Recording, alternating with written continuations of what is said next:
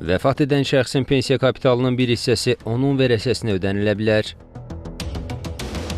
Milli Məclisin İqtisadi Siyasət, Sənaye və Sahibkarlıq Komitəsinin üzvü Vüqar Bayramov bildirir ki, məsələ ilə bağlı artıq təkliflər verilib. Vəfat edən şəxsin pensiya kapitalının 30%-nin vərəsəsinə verilməsi ilə bağlı müzakirələr gedir. Pensiya yaşına çatmamış, dünyasını dəyişən vətəndaşlarımızın pensiya kapitalının bir hissəsinin vərəsələrinə transfer edilməsi ilə bağlı da müzakirələr gedir və artıq bu məsələ ilə bağlı təkliflər Milli Məclisin Əmək və Sosial Siyasət Komitəsinin iclasında təqdim olundu və təklif olundu ki, bütövlükdə dünyasını dəyişən və pensiya ala bilməyən vətəndaşlarımızın həyatda olduqları müddətdə topladıqları pensiya kapitalının 30%-i onların vərəsəsinin hesabına köçürsün. Millət vəkili əlavə edib ki, digər bir məsələ də yığılan kapitalın pensiya yaşına çatmadan götürülə bilməsi ilə bağlıdır. Artıq bir çox ölkələrdə bu proses icra olunur. Vətəndaşlar müəyyən yaşdan sonra pensiya kapitallarının bir hissəsini istədikləri zaman götürə bilirlər. Eləcə də vəfat edən şəxsin pensiya kapitalını onun vərəsəsi ala bilir. Nəzərə alsaq ki, bəzi ölkələrdə, o cümlədən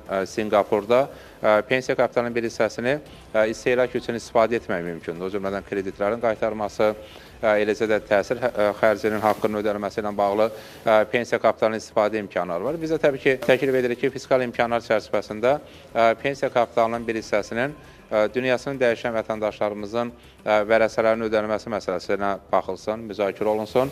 Vüqar Bayramovun sözlərinə görə bununla bağlı təkliflər artıq qəbul olunub. Lakin Dövlət Sosial Müdafiə Fondunun maliyyə dayanıqlılığı nəzərə alınmalıdır. Qiymətləndirmə aparıldıqdan sonra bu istiqamətdə konkret qərarların verilməsi mümkün olacaq. Kənan Qafar, Üzeyir Ağayev, Xəzər xəbər.